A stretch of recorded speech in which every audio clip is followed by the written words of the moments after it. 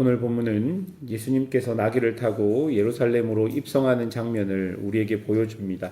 이때 제자들과 무리들은 종려나무 가지를 흔들며 호산나 외치며 예수님을 기뻐 맞이하였습니다.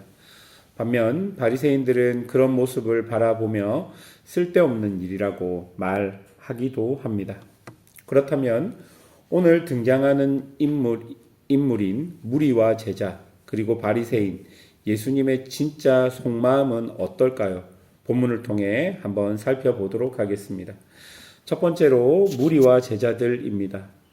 이들은 지금 한껏 들떠 있습니다. 왜 그럴까요? 17절과 18절을 보니까 나사로를 무덤에서 불러내어 죽은 자 가운데서 살리실 때에 함께 있던 무리가 증언한지라 이에 무리가 예수를 맞으면 이 표적 행하심을 들었음이러라 라고 이야기합니다.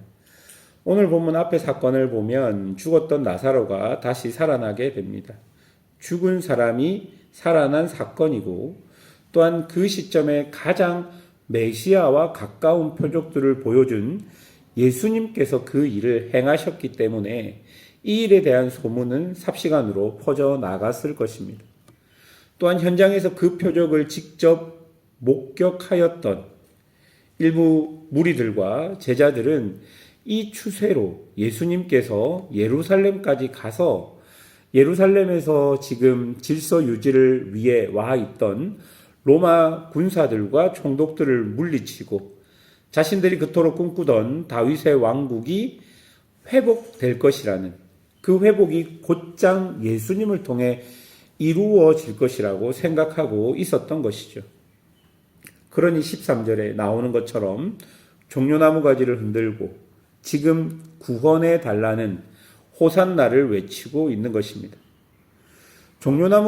종려나무는 고대 근동 세계에서는 승리와 개선을 상징하는 나무였습니다. 즉 전쟁에서 이긴 장수가 귀환할 때 또는 왕이 성에 입성할 때 백성들이 종려나무 가지를 흔들며 환호하는 것은 당시 그 지역에서는 통용되던 관습이었던 것이죠. 그런데 여러분 그렇게 종려나무 가지를 흔드는 그들의 속마음을 보면 그들 안에 있는 정치적인 욕망들을 엿볼 수 있습니다. 무리들은 구원을 외치며 예수님께서 로마를 힘으로 눌러주기를 원했고 제자들은 이제 예수님께서 로마를 이기면 자신들은 높은 자리에 올라갈 수 있겠다는 마음을 그들은 속 안에 가지고 있었던 것이죠.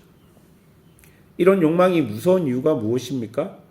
내가 원하는 욕망이 이루어지지 않으면 언제든지 마음이 돌아설 수 있기 때문입니다.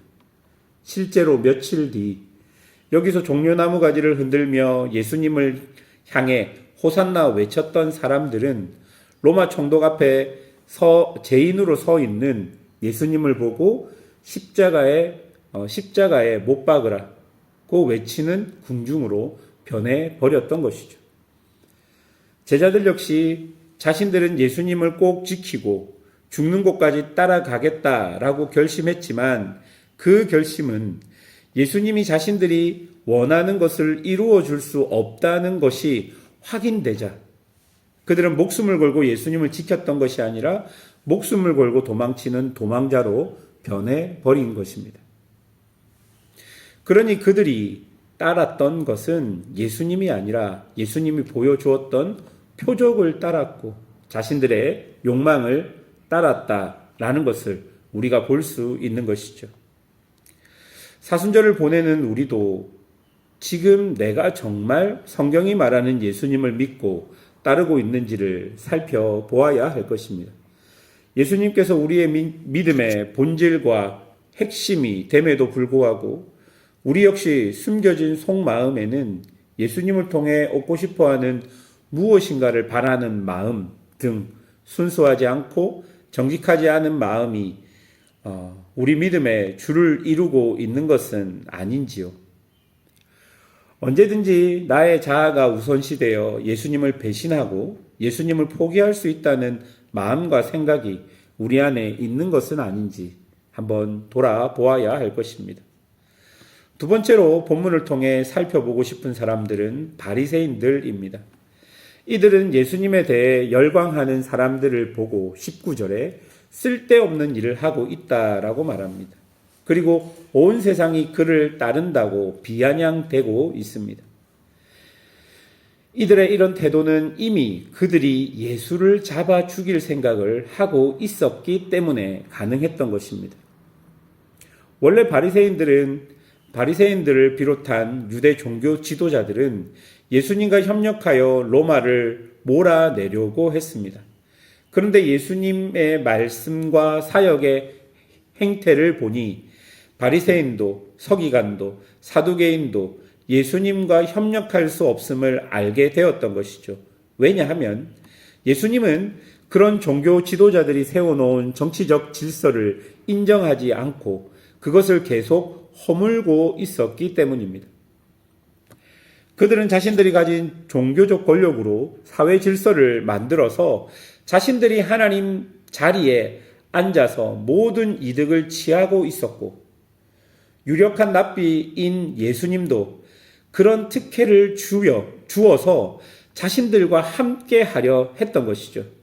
그러나 예수님은 그런 특혜를 거부하고 가부와 고아, 세리와 죄인들의 친구가 되어 그런 종교 지도자들하고는 전혀 다른 길을 갔던 것입니다.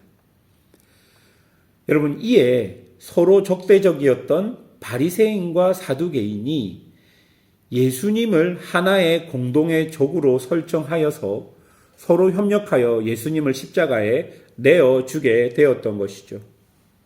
그들 역시 철저하게 자신의 욕망에 눈과 귀가 가리워 평생 기다려온 메시아 예수를 십자가에 내어줘 버립니다. 나의 욕망을 지키기 위하여 예수님을 십자가에 내어준 바리새인들과 나의 욕망을 들어주지 않자 예수님을 십자가에 내어준 무리와 제자들은 사실 하나님이 아닌 나의 욕망이라는 우상을 하나님처럼 섬기고 있었던 것입니다. 마지막으로 살펴볼 사람은 예수님입니다. 14절과 15절을 보시겠습니까?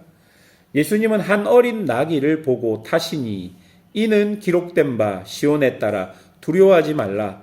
보라, 너의 왕이 나귀 새끼를 타고 오신다 함과 같더라. 예수님은 어린 나귀를 타고 예루살렘으로 들어가십니다. 그런데 왜 어린 나귀일까요? 스가랴 9장 9절 말씀의 성취입니다. 여러분 보십시오. 앞에 두 그룹의 사람들은 자신의 욕망, 곧 자신의 원함을 이루기 위해 예수님을 배신하고 버렸지만 예수님은 하나님의 말씀의 성취를 위해 자신을 그 말씀 안에 내어 드리는 것이죠. 여러분, 어린 나귀는 무엇을 의미합니까? 우리가 보고 있는 매일 성경을 보면 이렇게 기록합니다. 무력으로 세상을 정복하는 전쟁의 왕이 아니라 평화를 이루러 오신 겸손과 평화의 왕임을 나타내는 것. 이렇게 말하면서 힘의 과시가 아니라 낮아지는 것과 온유함으로 왕의 정체성을 드러내고 있다라고 말합니다. 한마디로 이 어린 나귀는 하나님께서 메시아를 통해 보여주실 대속의 사랑과 구원의 방법을 우리에게 보여주는 것입니다. 예수님이 승리의 흰말을 타고 로마와 전쟁을 하여 승리를 쟁취한 것이 아니라 평화의 어린 나귀를 타고 십자가에서 죽으심으로 승리를 이루신 것입니다. 이 모순적이고 이 역설적인 사랑으로 인하여 지금 우리가 영원한 생명을 얻게 된 것입니다. 말씀을 맺겠습니다. 여러분, 어떤 마음을 가지고 신앙생활을 하고 계십니까? 혹시 무리와 제자들의 마음입니까? 아니면 바리새인들의 마음입니까? 만약 그렇다면 오늘 이 말씀 앞에 우리의 모습을 돌아보고 회개해야 할 것입니다. 하나님이 원하는 것은 나의 욕망이 아니라 하나님의 뜻을 우리의 삶을 통해 이루는 것일 것입니다. 예수님께서 자신의 삶을 하나님 뜻에 맡겨 완전한 승리를 이루었듯이 우리도 그런 삶을 사는 그런 은혜가 있기를 주님의 이름으로 축원합니다. 함께 기도하겠습니다.